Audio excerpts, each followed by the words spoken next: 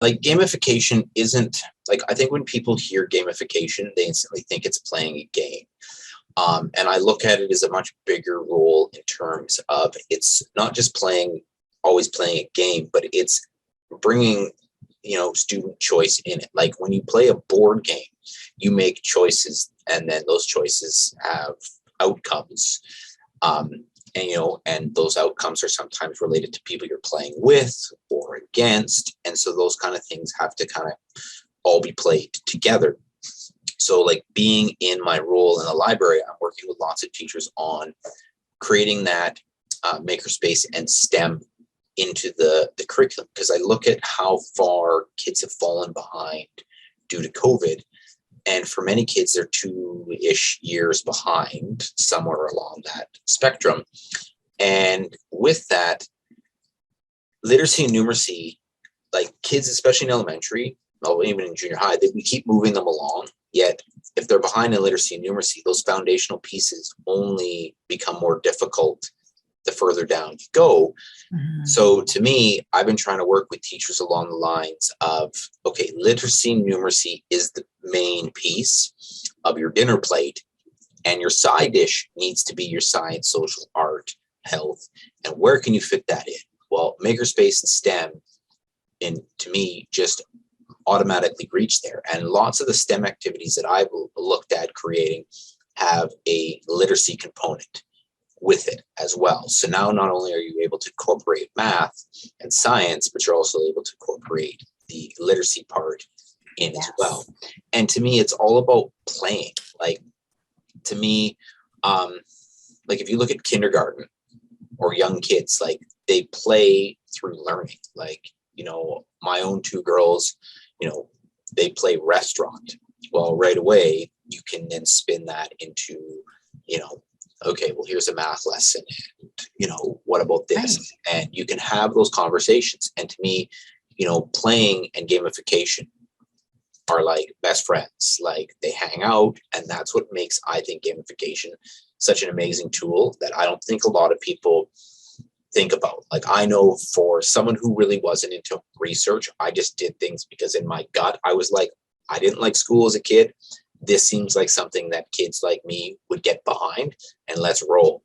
And now that I'm doing more research based on my own learning, I'm finding how deeper, this is embedded just within kids as a whole, that, it is about the students wanting to come to school, and it's a playful way to get them in the door, because you can't teach the kids if they're not there. And, I know there's been people who will tell you, well, kids are kids. And I'm like, yeah, but you know what? With COVID, the draw of games, videos, sitting at home, watching Netflix or YouTube, that draw is real. And so you got to figure out some way to engage kids. Like if I look at what we're doing with our novel study, so we created a GIM kit for the first 6 chapters and then the second 6 chapters. And the kids have been playing and they absolutely love it. These are grade 2s who are like into GIM kit, fully having fun with that tool. And, like it's just an opportunity. Like, and with technology advancing, I think that's one of the great things that happened that's come I think, out of COVID is how many ed tech groups now are like, how can we make this tool better for learning? And one of the great things I love about GimKit is the fact that they've got the read to you tool now. So like kids who are in grade 1 or 2, can play GimKit because it can read to them. So if you can't read yourself, then here's the opportunity. Like, taking those barriers and just moving them. Yeah.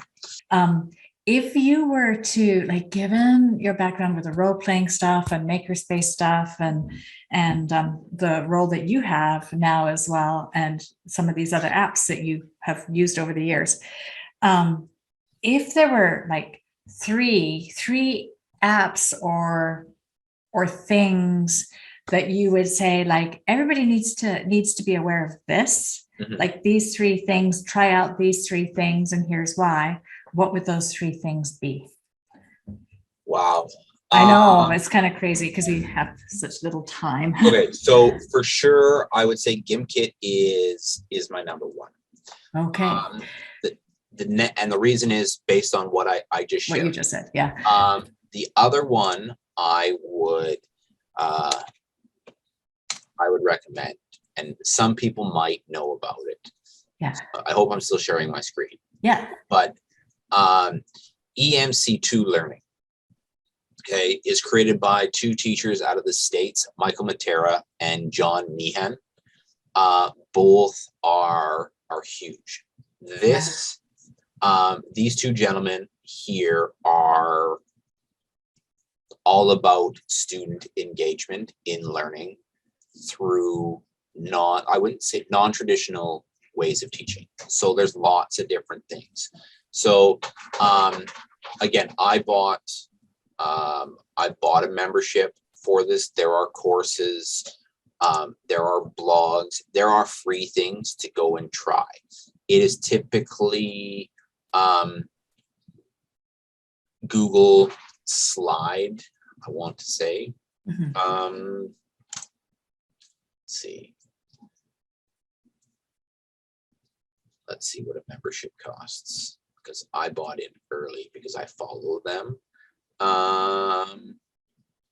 Yeah, so this is how things are broken up, like alternative assessments, ed tech twists, experimental, back to school, but we're a little bit beyond that. Then there's gamification, lose the lecture, templates, review activities, rubrics, spreadsheets, team building, the teacher's desk. These are different. There's different courses you can take from them for PD to kind of figure stuff out. So this is I would say this is a site that if people want to get into gamification or look at learning differently, this is it. I like that notion of a tinker teacher. Yeah. I think there's story cubes. You can so Tinker Teacher is free to explore. Okay. And then this is, of course, because it's out of the States, this is American, so 130, 140 bucks American. So that's probably my number two right now, is looking at these. And then a number three. I'm going to throw another kind of vegetable in the pot. Number three doesn't have to be this, but you had mentioned earlier on about in your work now there's tech and non-tech. So I'm wondering if number three might involve some non-tech, or maybe that would be number four. Yeah, for me, I think lots of people, when they hear makerspace and STEM, they kind of oh, so much work. But again, there's so many things, like cardboard alone, just getting kids to demonstrate their learning differently. I am all about, I get we all have to be prepared for standardized testing, getting kids done. But to me, when we look at the triangulation of assessment and we look at the product, if the way the kids have to show the product is always the same, where's the learning? Right? Get kids to be able to pick. That's one of the big things I liked about gamification, is every time I would work with kids, we would come across someone we had to help. And we always had to preserve the knowledge. And the kids would be like, well, what does that mean? And I would respond back, what does preserve the knowledge mean? And they would respond with, well, what does it mean? And I'm like, well, what does it mean? And they're like, well, does it mean this? Does it mean making a video? I'm like, I don't know. You tell me. Does it mean making a presentation? I don't know. You tell me. Is it a story? It could be anything you want it to be. So to me, I look at, and I know because I've taken this course, ladies and gentlemen, that Janet is doing for you. So I know that we're if I look at SAMR, the SAMR model, I think if instead of, if you have the kids do a project and everyone's doing Google Slides, well, you're just moving, you're just taking it from a test to a Google slide, where what I loved about gamification is when I opened it up and said, demonstrate your learning to me, preserve the knowledge in the way you feel comfortable doing, I stopped getting 25 Google Slide presentations. I got posters and poems and videos and songs. Like, I got kids to show their passion about things, to demonstrate their learning. I love that phrase you use, preserve the knowledge. I feel like that should be like a big poster. Yeah, like for me, it's one of the things where I look at it and go, if we're asking kids to, like, if we differentiate lessons but we don't differentiate assessment, what are we really assessing? Like, if the assessment is all the same for all the kids, then what was the point of differentiating the lesson?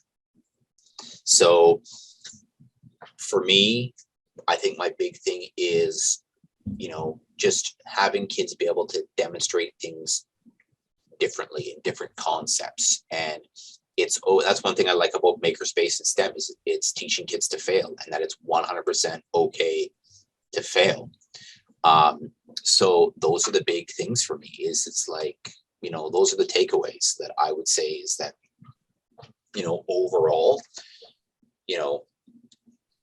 like, getting kids engaged in their own learning is, going to be a huge step, because like I said, post-COVID, kids are addicted to, instant gratification and, wanting bells and whistles. And I'm not suggesting that teachers need to have fireworks shooting out of them and, perform, like it's a rock concert. But if you stand and deliver, a lecture, kids are going to tune you out, because they got lots of other things going on. So you've got to have something to do. And, just looking for different ways. Story cubes is a great thing. Like, people think, oh, that's just literacy. Well, why can't you tell a story to review science? Why can't you tell a story through math? Like, that's really different thinking. But, like, if math's all about multiple choice tests and getting the right answer, well, that to me isn't necessarily demonstrating learning either. Yeah. It's fascinating. I think it's so interesting how it's like people come into the whole gamification conversation from the kind of the mindset of, okay, games, and like you've made it really clear that games are part of that whole sort of toolkit of everything that we tap into, and part of that support. It's so much of it is about engagement, which is as big or bigger challenge today than it's ever been before, which shows how important it is.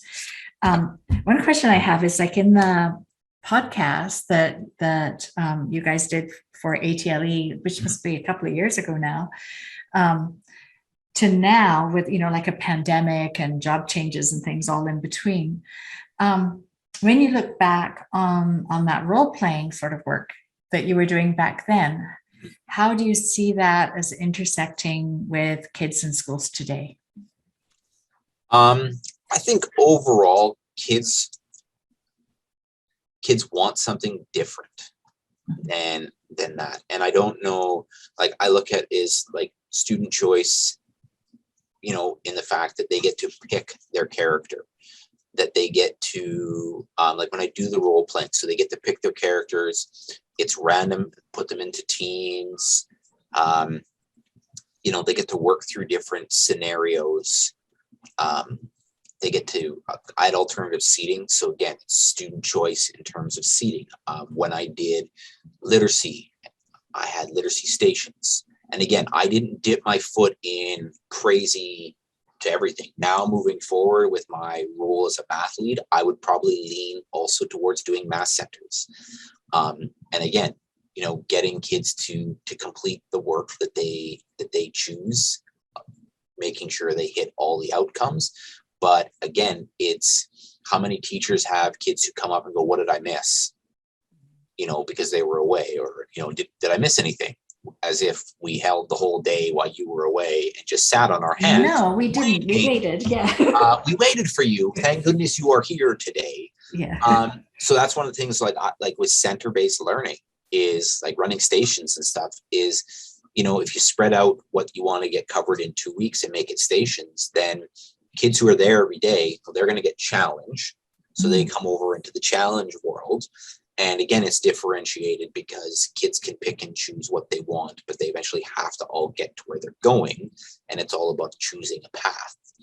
Oh, So isn't that interesting? So even that is choice, and it helps to, the person who's behind or who's slower doesn't get pointed out in any way mhm, because they just choose to be here, and maybe they're doing it yeah, first or second or fifth. Who yeah. cares? And you learn as you go. Like when I first Yeah. started doing literacy stations, I had them in their teams moving around.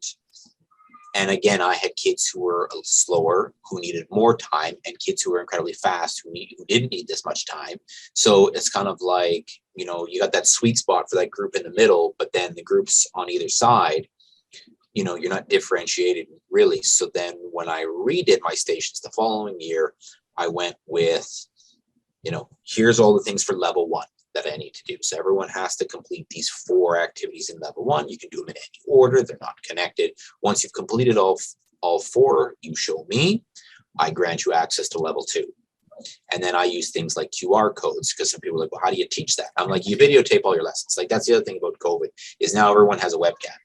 Right. And you can basically do your lessons. Kids have about 5 minutes of attention. And again, breaking it down into teeny tiny segments. And kids who need to work from home can work from home and still do the stuff.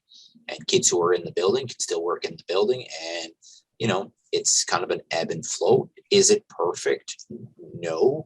But nothing I think in education is ever perfect. Ever. Yeah. You just have to figure things out. And like, with Google Classroom, if people want to dip in a Classcraft, that's another way to kind of add some gamification elements where things are kind of created for you. And there's a little bit of control in that realm. So, again, it's kind of where do you want to go and what you want to do. But to me, if the spotlight is on getting kids to learn and engage and have fun in school, then you can move all of that along. And, I just think it's a far more entertaining way to meet with kids at their level. Yeah.